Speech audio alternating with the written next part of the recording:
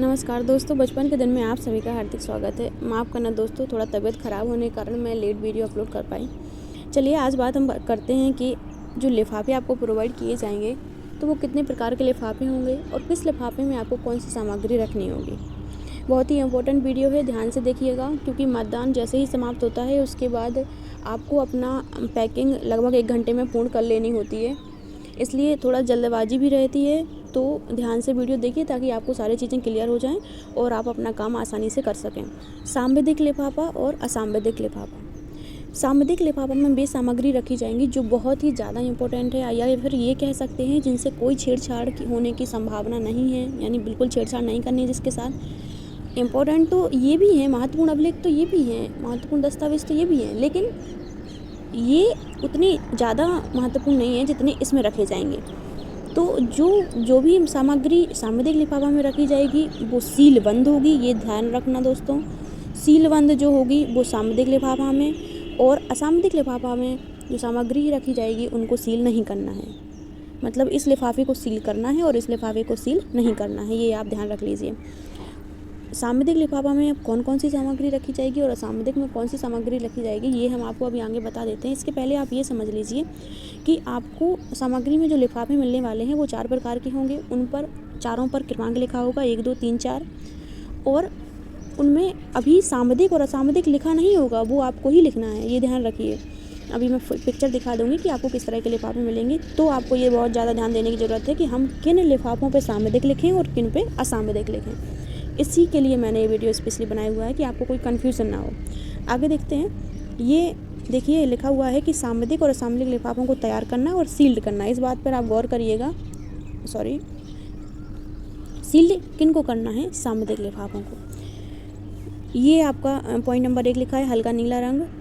देखिए आपको ब्लैंक दिख रहे होंगे, बस इनकी साइज़ में अंतर है। ये 9x4 है। साइज़ में इसलिए फोकस कर रही हूँ क्योंकि अभी मैं एक आपको इंडेक्स दिखाऊंगी जिसमें विद साइज़ और विद कलर लिखा होगा कि आपको इस साइज़ के इस कलर के लिफाफे पे आपको ये लिखना है, ये सामग्री का मटेरियल रखना है और ये लिखना है। ठीक है, मैं अभी थोड़ा प्रारूप भी बता दूँगी। ये देखिए, ये आपको ये लिफाफा मिलेगा और आपको ये गुलाबी रंग का लिफाफा मिलेगा। ये आपको 4 रंग के लिफाफे मिलेंगे। इसके बाद आप ये देख लीजिए कि कलेक्शन सेंटर पर जाकर वापस आकर आपको मतपेटी और मतदान सामग्रियों को जमा करना है। मतपेटी आपने सील कर ली और आपकी मतदान जो सामग्री है समाप्त होने के बाद उन सभी को कलेक्शन सेंटर पर आपको जमा करना है। तो सीधे काउंटर पर जमा होने वाले अभिलेख कौन कौन से हैं? सबसे पहला पॉइंट है सील्ड मतपेटी का। मतपेटी जिसमें आपके मतपत्र भरे हुए हैं उसको सील्ड करना है। सील्ड करने का प्रोसेस आपको ट्रेनिंग में बाकायदा बताया जाएगा, तो ध्यान से सुनिए क्योंकि कोई भी मिस्टेक ना हो। सील्ड बहुत ही प्रॉपर ढंग से करना होता है, ऐसा नहीं है कि आप किसी भी ढंग से उसको सील कर दें, उसका प्रॉपर तरीका होता है। इसके बाद है मतपत्र लेखा लिफाफे में। मतपत्र लेखा पर हमने पहले वीडियो बना दिया है, अगर आप लोगों को भरने में कोई भी दिक्कत आ रही है तो आप उसे देख लीजिए, लिंक मैं डिस्क्रिप्शन में दे दूँगी।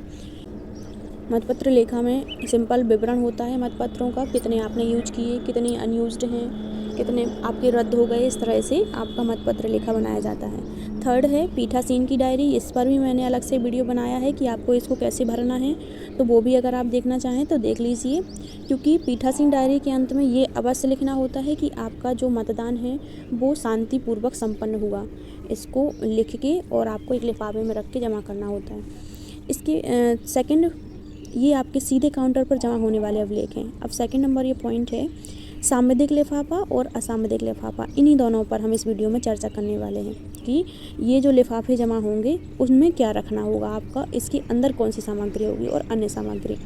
चलिए, ये पॉइंट नंबर 1 की बात होगी। अब पॉइंट नंबर 2 की बात करते हैं, सांविधिक लिफाफा।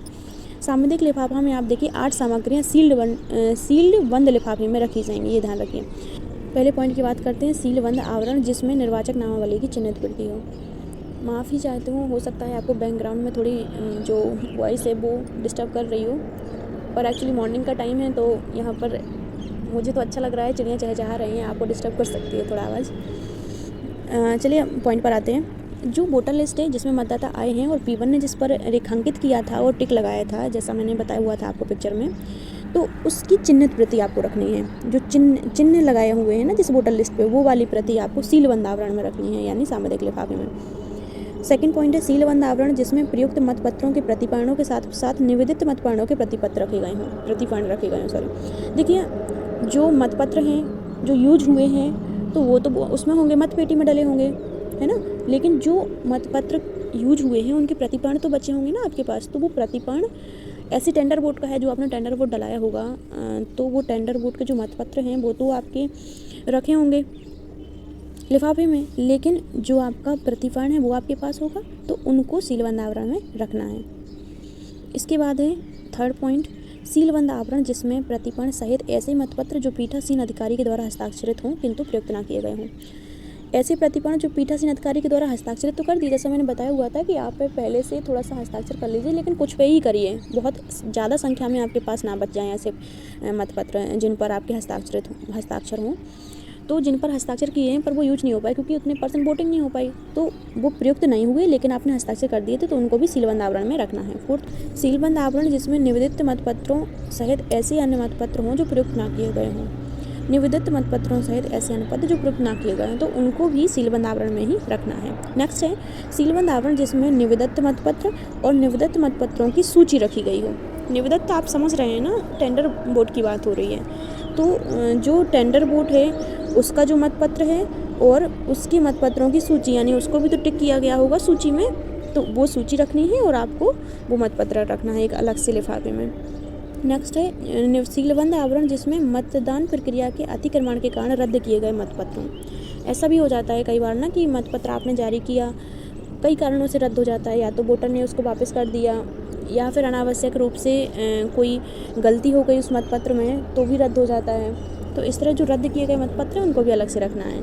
नेक्स्ट है सीलबंद आवरण जिसमें अन्य रद्द किए गए मतपत्रों, जैसा कि इसमें भी बताया हुआ है कि जो रद्द किए गए हैं ये अतिक्रमण के कारण रद्द किए गए हों, यानी कोई लड़ाई झगड़ा हो जाता है या फिर कोई वोटर आपको शिकायत करता है कि मुझे ये मतपत्र नहीं चाहिए, तो इस तरह अतिक्रमण के कारण भी हो सकता है और ये अन्य कारण के कारण रद्द हुए हैं जो मतपत्र उनको रखना है। नेक्स्ट है अप्रयुक्त मतपत्रों को रखने हेतु लिफाफा, और जितने भी मतपत्र हैं वो यूज नहीं हुए हैं उनको भी एक लिफाफे में रखना है।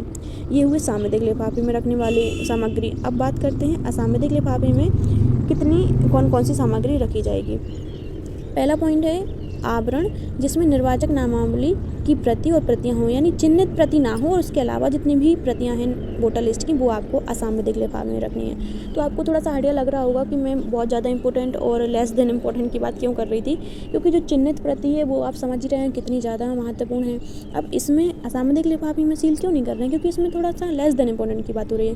निर्वाचक नामावली यानी वोटर लिस्ट जो जारी की थी वो तो रखनी है, लेकिन जो चिन्हित नहीं है वो रखनी है। आवरण जिसमें मतदान अभिकर्ताओं के नियुक्ति पत्र हों, जैसा कि पीठासीन द्वारा नियुक्ति अगर की गई होगी तो प्रपत्र 24 भरवाया होगा तो उसको भी नियुक्ति पत्र को रखना है, जो एजेंट है उनका। आवरण जिसमें निर्वाचन कर्तव्य प्रमाण पत्र हो, ये भी रखना है। सीलबंद आवरण में आपत्तिकृत मतों की सूची हो, यानी जो जितने एजेंटों ने आपत्ति की होगी पीठासीन के लिए कि ये वोटर हमें फेक लग रहा है, तो वो आपत्तिकृत जो मत हैं उनकी सूची होनी चाहिए इसमें। जिसमें आवरण जिसमें नेत्रहीन और विकलांग मतदाताओं की सूची और उनके साथियों की घोषणाएं हों। बताया था इस तरह की भी वोटिंग होती है कि कई नेत्रहीन और सख्त मतदाता आते हैं और उनको एक साथी की ज़रूरत होती है, तो साथी एक घोषणा प्रपत्र भरता है। उस पर कौन सा प्रपत्र भरता है वो मैंने अलग से वीडियो बनाया हुआ है टेंडर वोट और चैलेंज वोट के साथ, उसी में नेत्रहीन वाला बताया हुआ है। सभी के प्रपत्र अलग से बताए हुए हैं, अगर आप लोग देखना चाहें तो वो भी देख सकते हैं। आवरण जिसमें निर्वाचकों से उसकी आयु के संबंध में प्राप्त की गई घोषणाएं और ऐसे निर्वाचकों की सूची हो। आयु संबंध में भी ये घोषणा पत्र भरवाया जाता है, तो उसकी भी सूची आपको इसमें रखनी है। आवरण जिसमें आपत्ति किए गए मतों के संबंध में रसीद बही और नकदी यदि कोई हो तो रखी गई हो। मतों के संबंध में रसीद बही और नकदी ये आपको कब ज़रूरत पड़ेगी, जैसा बताया हुआ था चैलेंज वोट की बात हो रही थी। चैलेंज वोट में जब आपत्ति करता है एजेंट तो उससे 5 रुपये की धनराशि जो है रखवाई जाती है, सिर्फ एक्सेप्ट करने के लिए चैलेंज। किसके द्वारा? पीठासीन के द्वारा। तो वो सब भी आपको इसमें रखना है। नेक्स्ट है आवरण जिसमें अप्रयुक्त और क्षतिग्रस्त पत्र मुद्राएं हों। नेक्स्ट है अवशेष पत्र मुद्रा का लिफाफा बिना सील किए हुआ। पत्र मुद्रा का लिफाफा जो भी बिना सील किया, यहाँ पर लिखा हुआ है ना स्पेशली, देखिए ये सारे असामयिक लिफाफे का मतलब है बिना सील किया हुआ। आवरण लिखा है, सीलबंद आवरण नहीं लिखा है। देखिए सामयिक लिफाफे में अलग से लिखा हुआ था सीलबंद आवरण, इसलिए ध्यान देने वाली बात है। पीठासीन की घोषणाओं संबंधी लिफाफा है, जितनी भी घोषणाएं पीठासीन करता है 1, 2, 3 देखिए मतदान शुरू होने के पहले करता है, मतदान समाप्त होने के भी पहले करता है, मतदान समाप्त होने के बाद घोषणा करता है। तो जो घोषणाएं वो करता है उनके उससे संबंधी सारे लिफाफे इसमें रखने हैं। नेक्स्ट है अन्य सामग्री में आपको ये प्रोवाइड होगा धातु की पत्ती पोसर, ये आपको समन जमा करनी है, धारदार पत्ती, अमिट स्याही की शीशी। हाँ, अमिट स्याही की बात हो रही है तो मैं एक चीज़ और बता दूँ, आपका जब मतदान हो रहा होगा उस समय जो P1 अधिकारी है वो सीधा जो अमिट स्याही की शीशी है वो सीधा टेबल पर ऐसे ना रखे, मेरे ख्याल से ऐसे नहीं रखनी चाहिए, क्योंकि कभी कोई इस तरह की बाई मिस्टेक गलती हो जाती है कि धक्का लगने पे या फिर समतल एक सा नहीं है तो टेबल के हिलने डुलने से शीशी फैल ना जाए, लुढ़क ना जाए, शीशी का कोई नुकसान ना होना चाहिए। आपके पास स्याही प्रॉपर होनी चाहिए जब तक मतदान प्रक्रिया चल रही है। तो उसको आप क्या करिए कि उस स्याही की शीशी को एक चौड़े से समतल के डिब्बे में या बर्तन में रख लो जिसमें बालू या मिट्टी भर लें, ताकि वो स्टेबल रहे, हल्के फुल्के दबाव से वो हिले नहीं। नेक्स्ट है स्टैम्प पैड, वो भी आपको जमा करना है। अन्य कोई कागज़, पीठासीन अधिकारी की निर्देश पुस्तिका, आपको निर्देश पुस्तिका दी जाएगी, वो भी आपको सबमिट करनी है।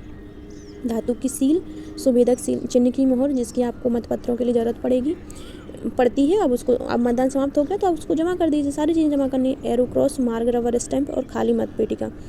खाली मतपेटिका अगर आपका मतदान हो गया और आपके पास बच गई हैं तो कीट बैग में अलग से जमा की जाएंगी। नोट आप ध्यान से देख लीजिए, ये बहुत ज़्यादा इंपॉर्टेंट है। यदि किसी लिफाफे में कोई सामग्री ना रखी जानी हो तो ऐसे लिफाफे में एक सादे कागज़ पर शून्य लिखकर लिफाफे में डाल दें, ताकि पैकेट की वापसी में कोई असुविधा ना हो। साथ ही यह ध्यान दें कि प्रत्येक प्रारूप में निर्धारित कॉलमों में जो सूचना भरनी अपेक्षित है उसे अनिवार्य रूप से भरें। मान लीजिए आपके यहाँ कोई टेंडर बोर्ड नहीं डला, आप टेंडर मतपत्रों की सूची या इस तरह की आपके पास लिफाफे हैं, क्योंकि आपको लिफाफे तो सारे बनाने हैं, तो उस लिफाफे में जब आपका कोई बोर्ड ही नहीं डला तो आप क्या रखेंगे मतपत्र। तो आपको क्या करना है कि उस लिफाफे में आपको नील लिख देना है या शून्य लिख देना है और अपने नीचे पीठासीन अधिकारी को अपने नीचे साइन कर देना है और उसमें रख देना है, ताकि आपको खाली पैकेट जमा नहीं करना है।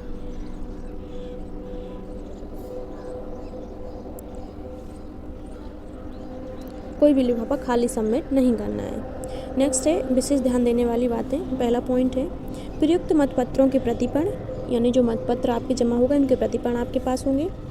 निविदत मतपत्र, टेंडर वोट, उनकी सूची, मतदाताओं को जारी ना किए गए मतपत्र, जो मतपत्र बचे हुए हैं, रद्द किए गए मतपत्र जो रद्द हो गए हैं। इसके अंतर्गत जो सामुदायिक लिफाफे तैयार किए जाएंगे उसमें सदस्य ग्राम पंचायत के सभी वार्डों के अभिलेख एक लिफाफे में, ग्राम प्रधान, सदस्य क्षेत्र पंचायत और जिला पंचायत से संबंधित अभिलेख पृथक पृथक लिफाफे में रखकर सील्ड किए जाएंगे। देखिए यहाँ बात हो रही है, चूँकि आपके बूथ पर चारों चुनाव एक साथ हो रहे हैं, तो जो ग्राम प्रधान के हैं ये सारी जो सूची अभी डिस्कस की हुई है पहले, जो ग्राम प्रधान के लिए या सदस्य के लिए या सदस्य क्षेत्र के लिए या जिला पंचायत से संबंधित अभिलेख, इन सभी को अलग अलग लिफाफों में सील्ड करना है, ये आप ध्यान से देख लीजिए। नेक्स्ट है सामुदायिक और सामुदायिक अभिलेखों को रखने के लिए माननीय आयोग द्वारा निर्धारित लिफाफे के रंग, उसका नंबर, मात्रा का विवरण दिया हुआ है, उसी के अनुसार निर्धारित कलर नंबर में सामग्री रखकर आवश्यक कार्रवाई की जाएगी। तो ये मैं आपको अभी दिखा दे रही हूँ कि किस लिफाफे में, कौन से नंबर के लिफाफे में, किस रंग के लिफाफे में कौन सी सामग्री रखी जाएगी। देखिए ये जो आपको लिफाफे, चूँकि मैंने जो पिक्चर पहले दिखाई हुई थी वो आपको प्लेन थे, आपको इस तरह से लिखना है। जैसे अगर आप लिख रहे हैं सामुदायिक लिफाफा, आप यहाँ पर देखिए निर्वाचक नामावली की चिन्हित प्रति आप इसमें रख रहे हैं, चिन्हित प्रति रख रहे हैं, सामुदायिक लिफाफे में रखनी है, इसलिए यहाँ पर सामुदायिक लिफाफा लिखा। जनपद का नाम, ये पॉइंट आपको लिखने हैं अपने हर एक लिफाफे पर, ये ध्यान से देख लीजिए, इसलिए मैं एक ही दिखा रही हूँ। नीचे आपको लिखना है पीठासीन के हस्ताक्षर, ये आपका एक प्रारूप टाइप का है। जनपद का नाम, विकासखंड का नाम, मतदान केंद्र का नाम, मतदान स्थल की संख्या और नाम और मतदान का दिनांक। नेक्स्ट है विवरण लिफाफे की साइज़। देखिए आप यहाँ पर थोड़ा सा देख लीजिए ध्यान से, जो 1 नंबर के लिफाफा है हल्का नीला रंग का, और उसमें आपको ये लिखना है अप्रयुक्त पेपर सील रखने के लिए, ये देख लीजिए साइज़ ये वाला रहेगा क्योंकि नीले रंग का इसी साइज़ का लिफाफा है। ये जो 1 नंबर के लिफाफे हैं उन पर आपको ये लिखना है, ध्यान से देख लीजिए, निविदत मतपत्र रखने के लिए, निविदत मतपत्रों की सूची रखने के लिए, रद्द व वापस किए गए मतपत्र, मतपत्र लेखा का लिफाफा, पेपर सील का लिफाफा। नेक्स्ट है आप इसमें एक बात और ध्यान दीजिएगा कि जो आपको हल्का नीला रंग का लिफाफा है या हल्का हरा रंग का है या पीला रंग का है, जो आपको लिफाफे दिए हुए हैं वो सामयिक भी होंगे और असामयिक भी होंगे। एक ही रंग का लिफाफा सिर्फ सामयिक नहीं होगा या सिर्फ असामयिक नहीं होगा, ये आप ध्यान रखिए, ठीक है। जो सामयिक लिफाफे होंगे उनकी सामग्री मैंने बता दी है और जो असामयिक होंगे उनकी सामग्री बता दी है। तो आपको बस लिखना है कि ये, जैसे आपको यहाँ पर ये साइज़ दिया हुआ है ना, यहाँ पर ये दिया हुआ है 9x4, तो ये नीला रंग का लिफाफा है, इसकी साइज़ यहाँ दी हुई है। तो उन लिफाफों पे सामयिक लिखकर उसकी सामग्री लिखिए कि मैं यहाँ इसमें क्या रख रही हूँ, निबद्धत मत पर रखने के लिए लिफाफा। इस तरह से मैं थोड़ा सा, अगर आप लोग चाहते हैं तो मैं एक और प्रारूप इसमें लास्ट में सबसे दिखा देती हूँ। देखिए इस तरह आप अगर चाहते हैं तो आप इस तरह बना लीजिए। सामयिक और असामयिक इसमें लिखा हुआ है, इसमें आपको ये भी लिखा हुआ है कि आप इसके अंदर कौन सी सामग्री रख रहे हैं। और अभी भी अगर लिफाफों में कोई परेशानी आ रही है तो आप हमें कमेंट करिए, हम आपको रिप्लाई करने का प्रयास करेंगे। चलिए, हमसे जुड़ने के लिए बहुत बहुत धन्यवाद।